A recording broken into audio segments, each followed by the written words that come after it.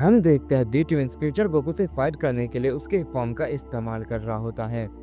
यह देखकर drip Goku और एप्सिलॉन गोकू काफी चौंक जाते हैं।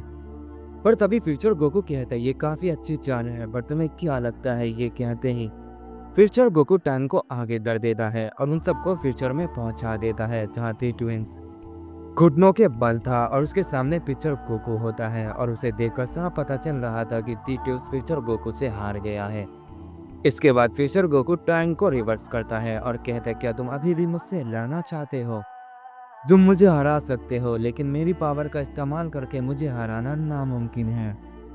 इस पर टिटल्स कहता है तुम्हें जो करना था तुमने वो कर लिया और अब मेरी बारी है। ये कहने के बाद टिटल्स अपनी पावर का इस्तेमाल करता है और फ्यूचर गोकू को डार्क वर्ल्ड में ले जाता है। इस पर फ्यूचर गोकू कहता है इससे कोई फर्क नहीं पड़ेगा, तुम फ्यूचर को बदल नहीं सकते हो, जो तुमने देखा वो होकर रहेगा। इस पर टिटल्स कहता है तो तुम्हें वाकई नहीं लगता है जो घुटने पर था वो मैं हूँ? ये सुनकर फ्यूचर गोकू थोड़ा सा चौंक जाता है, पर तभी टिटल्स कहता है तुम्हें क्या लगा कि मैं तुम्हारी पावर इस्तेमाल नहीं कर पाऊंगा?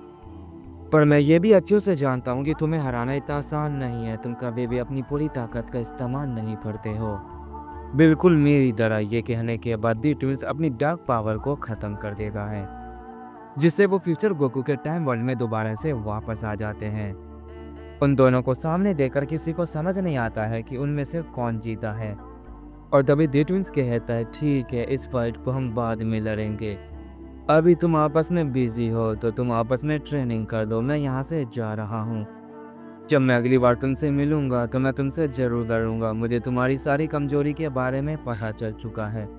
ये कहने के बाद दी ट्विंस मुस्कुराता है और कहता है तुम्हारी कोई कमजोरी नहीं है, पर तुम्हारी ताकत जिसे तुम एक लिमिट में इस्तेमाल करते हो तुम्हें उसे तोड़ना होगा, क्योंकि अगली बार जो तुमने देखा वो सच होगा, तुम अपने घुटनों के बल मेरे सामने होंगे। ये कहने के बाद टिटल्स एक पोर्टल खोलता है और नंबर 1 के साथ वहां से चला जाता है। उनके चाहते ही ड्रिप गोकू फ्यूचर गोकू के पास आता है और कहता पता वहाँ कि तुम्हारे साथ क्या हुआ, क्या उसने तुम्हें हरा दिया? मैं उस डार्क वर्ल्ड में आ रहा था, लेकिन नंबर 1 ने हमें वहां जाने से मना कर दिया, क्या उसने तुम्हें सचमुच हरा दिया? इस पर फ्यूचर गोकू कहता हमारे बीच कोई फाइट नहीं हुई, पर उसे सब पता चल गया था कि मैं क्या चाहता हूँ, इसलिए वो यहाँ से चला गया। ट्रिप गोकू कहता है आखिर तुमने उसके साथ फाइट क्यों नहीं की, तुम उसे हरा सकते थे है ना? फ्यूचर गोकू कहता है उसे हराना इतना आसान नहीं है ट्रिप, मैं भी तुम्हारे जितना पावरफुल हूँ, पर उसकी ताकत की कोई लिमिट नहीं है, वो हमसे हजारों गुना ज्यादा ताकतवर है। अगर वो उस टाइम वर्ल्ड में फाइट करता तो मैं उसे हरा देता, लेकिन वो बहुत चालाक था, पर उसने यहाँ पर अपनी डार्क वर्ल्ड का इस्तेमाल किया ताकि वो अपनी पावर की लिमिट पे आ सके, जिसे मैंने कम करके तुम्हारी पावर तक पहुंचा दिया था ट्रिप। अगर तुम उससे यहाँ पर लड़ते तो तुम भी उसे हरा सकते थे, पर अफसोस की बात ऐसा कुछ नहीं हुआ। चलो अब मैं तुम्हें ट्रेनिंग देता हूँ, तुम्हें नंबर 1 जितना पावरफुल बनना है ना, तो मैं पूरी कोशिश करूंगा कि तुम इतने ताकतवर बन जाओ। तुम्हें ऐसा करने में अपनी सारी लिमिट को ब्रेक करना होगा, तुम्हें बहुत ज़्यादा तकलीफ होगी और ऐसा करने में बहुत टाइम लगेगा, क्या तुम इसके लिए तैयार हो? इस पर ट्रिप गोकू कहता हमेशा से। ये कहने के बाद अपनी पावर को बहुत ज़्यादा बढ़ाता है और फ्यूचर गोकू से ट्रेनिंग करने के लिए बिल्कुल तैयार हो जाता है। इसके बाद हम बेबी गोकू को देखते हैं जो जानो-सामा के साथ खेल रहा था, और जानो-सामा उस बेबी गोकू के साथ वो काफ़ी इंजॉय कर रहे होते हैं और काफ़ी खुश होते हैं।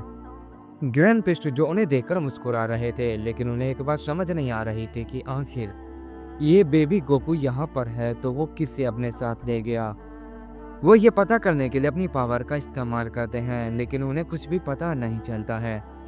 इस वजह से वो और ज़्यादा कंफ्यूज हो जाते हैं और कहते हैं ऐसा कैसे हो सकता है, क्या वो जिस बच्चे को ले गया वो मेरी आंखों का धोखा था? लेकिन ऐसा नहीं हो सकता, कोई भी मुझे ऐसा चकमा नहीं दे सकता है, या फिर ये बच्चा नकली है जिसके साथ जानो-सामा है।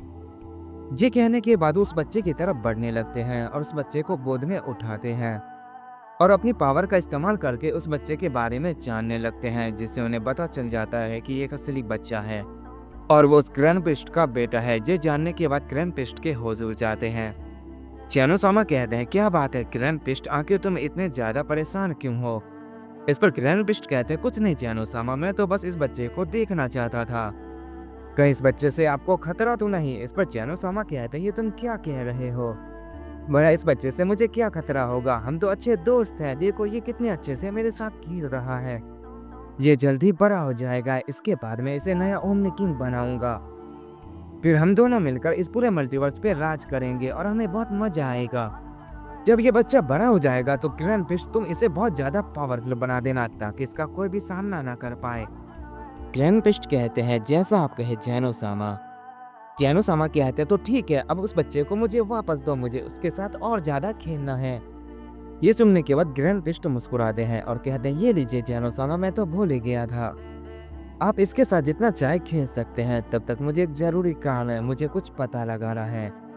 इसके बाद वो मन ही मन कहता है मुझे जानना है कि वो बच्चा आखिर कौन था।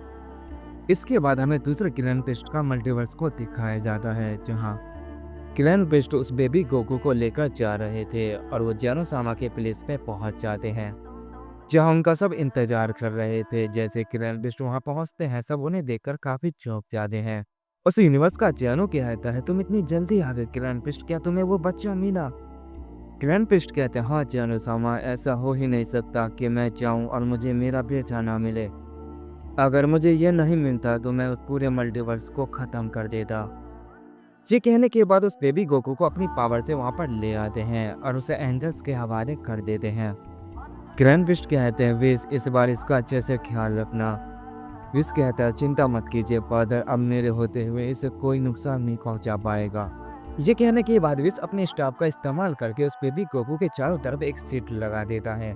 इसके बाद सारे एंजल्स उसकी निगरानी में लग जाते हैं जब तक कि वो बड़ा नहीं हो जाता।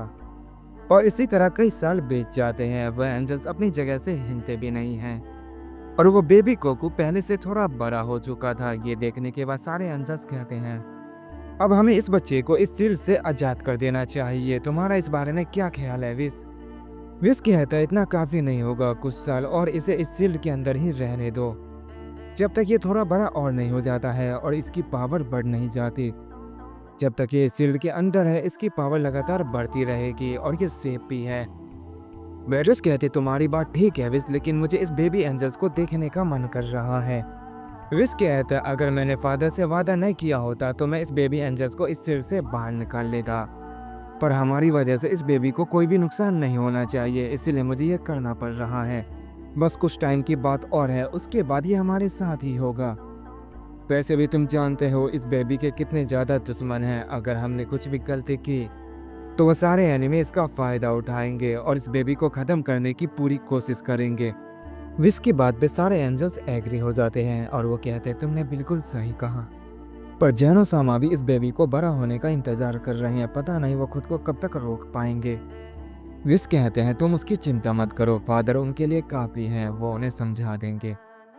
ये कहने के बाद वो सारे एंजल्स उस बेबी की निगरानी में लग जाते हैं और इसी तरह धीरे धीरे कुछ साल और बीत जाते हैं और गोकू अब थोड़ा बड़ा हो चुका था, जिस वजह से उसे सील से आजाद कर दिया जाता है। जैनो सामा उसे देखकर काफी खुश होते हैं। गोकू अब बोलने लायक हो गया था, वो दूसरों की बातें सुनकर समझ सकता था। विस गोकू को देखकर कहता अब तुम्हारा पहला पड़ाव शुरू होगा, यानी तुम्हारा इम्तिहान। तुम हाफ एंजल हो, इसीलिए सब तुम्हारी पावर को चेक करेंगे कि तुम एंजल्स बनने के लायक हो या फिर नहीं। ये कहने के बाद विस गोकू के पास आता है और उसे अपने हाथों से टच करता है।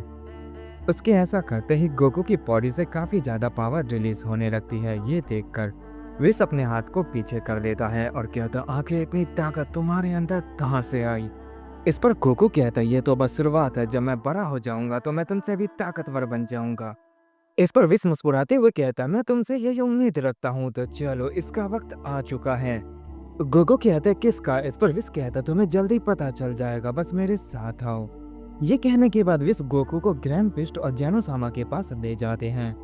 जैनो सामा गोकू को देखकर मुस्कुराते हुए कहते हैं आखिरकार यह बड़ा हो ही गया ग्रैंड पिस्ट, अब वक्त है इसकी पावर को देखने का। तो तुम क्या कहते हो, क्या तुम इसके लिए तैयार हो? क्या मैंने जो तुम्हें कहा था क्या तुम उसे यहाँ पर लेकर आए हो? इस पर ग्रैंड पिस्ट कहते जी जैनो सामा, वो यहीं पर है और उम्मीद है आपको ये काफी पसंद आएगा।